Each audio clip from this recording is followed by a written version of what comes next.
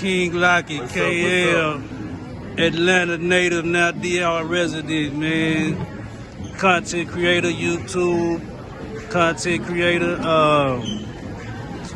a real public figure, you can say, out here in DR. Hey, that's right, baby.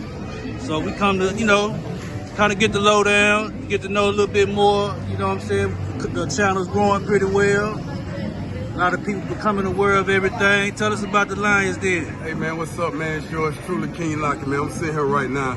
I gotta introduce this brother that's holding the camera, man. I just asking these questions. This is the Lions Den member himself, King Cam. It's King Cam, man. He interviewing, questioning King Lockett, man. So we're gonna have a good time, man. Yeah, man. We out here right now in Puerto Plata. Decided to just do a good little interview, and sit out here with all these beautiful people, man. So yeah. Right. Yeah. So I guess the brother has some questions for me, and I'm gonna answer these questions to the best of my ability. Right.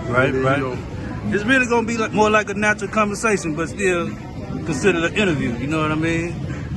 So I know a lot of people are aware of the channel. They starting to become more knowledgeable of what you're doing out here, man. And your brand, the Lions Den. Right. A hell of a name, a hell of a title. Yeah. Very significant, stands out. Yeah. Give us your thought process of coming up with the Lions Den, what it's about, what you see for the future, your vision for it. Well, the Lions Den, a lot of people, I heard a few guys say this in the pulpit, and they'll say that a lot of guys want to be King David, King Solomon, but don't nobody want to be Daniel. Daniel had to go to the Lions Den and come out a beast, you know what I'm saying? Right. The fiery furnace where the lions was in the bottom of it, the lion was walking in the bottom of it, it's like the belly of the beast. Right. And a lot of times, in today's society, in today's world, the world is feminizing men. Like it's a problem to be masculine. Right. So we figure like it don't get no masculine than the lion. The lion ain't the biggest, baddest beast in the jungle. Matter of fact, the lion don't even live in the jungle, but he still carries the title of the king of the jungle, the king of the safari. Right. Not because he can beat other animals, because one step from the elephant is over with. You know what I'm saying? Right. But because the lion has responsibility. It has duties. It has to feed a family. Right. It has to take care of his women. It has to take care of his kids. And as soon as it stops doing that, he get dethroned. He get killed. He get ran off. You got to keep fighting for the title. He's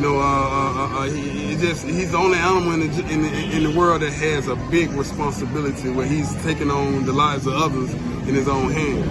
And that's masculinity. So I figured, damn, the Lions Den, if I'm going to be associated with any animal in the jungle, it would be either the silverback gorilla or either the lions. Sometimes the silverback gorilla is just like one of them black youngster type of people, man, you know what I'm saying? Right. But no offense to black youngsters, it's okay to be a gorilla.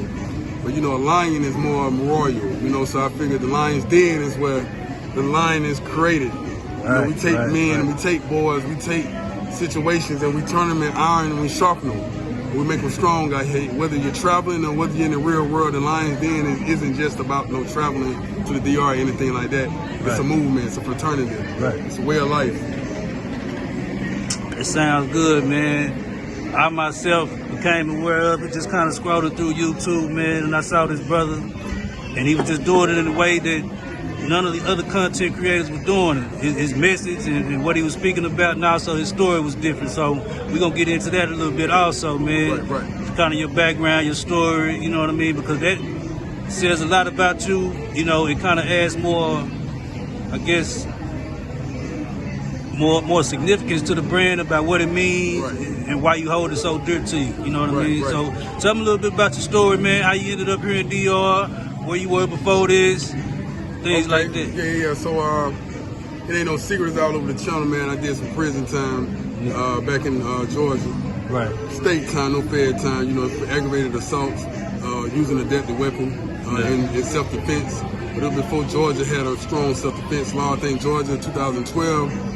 Came up with the stand your ground, hold your ground or whatever after Trayvon Martin. Right. So during my time in my stay in prison, I was favored by the Most High God himself, the Father God of our ancestors, Abraham, Isaac, and Jacob. Yeah. The children of Israel, and the Holy Bible, and the Holy Torah, and also the Quran as well. So this is the same God I'm speaking about.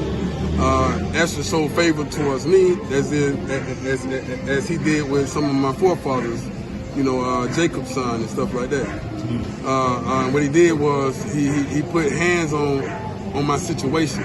Right. Similar to what happened when where Isaac Joseph, one of the brothers.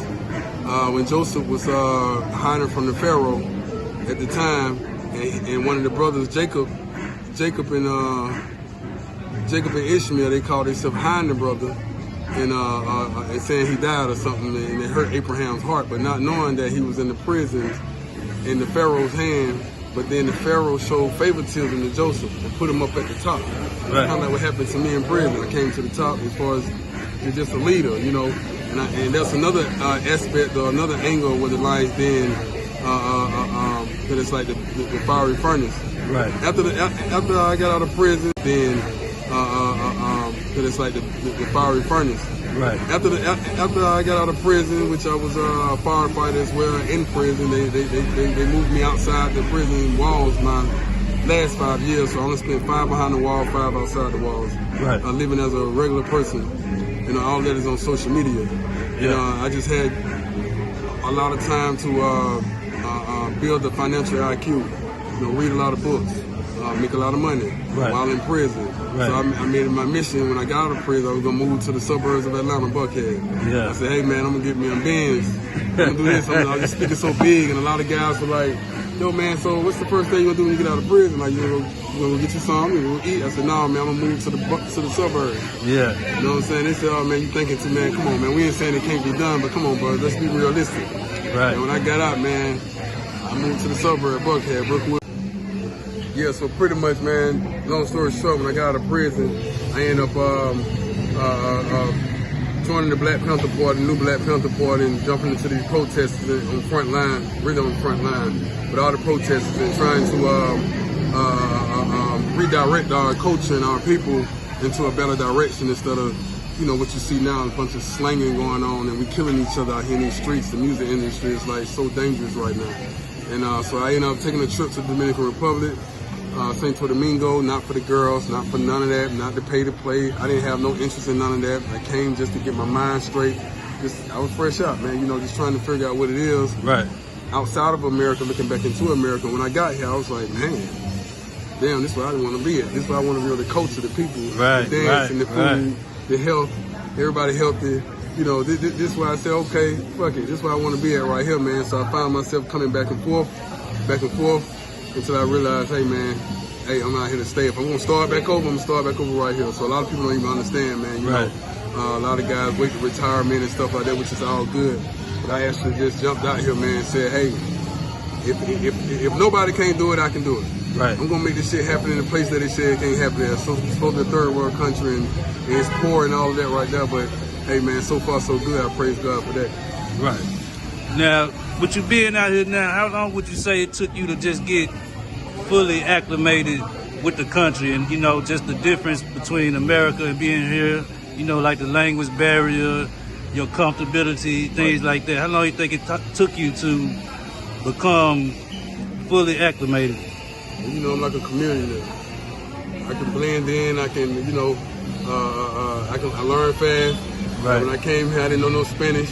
But then a lot of guys on YouTube, a lot of the guys in the comments, a lot of my motivation was like, hey man, learn some Spanish. Right. Hey man, we giving you this minute. They would put me on a time frame. We giving you this much time, these many months to learn Spanish. I've been learning Spanish.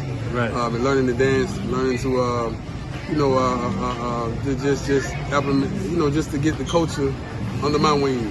And for the culture to accept me as well. So a lot of the people around here, you know, they find it very interesting when you deal with when you dwelling with the real people. They like the idea that you're trying to learn something about their country, learn something about their culture, because especially coming from America, we feel like, you know, they think that we're better than them. But when you actually learn bachata, they find it very interesting. When you're dating one of the normal girls and not one of the mangoes, they find it very interesting. So they teach you. So it didn't take me long, man. It didn't take me long to get the flow of things. And I'm still kind of not totally acclimated into this culture. I'm still not totally there, because a lot of times, like yesterday, we was riding. I was like, why everybody so dressed up? What's going on? And why this clothes and that clothes?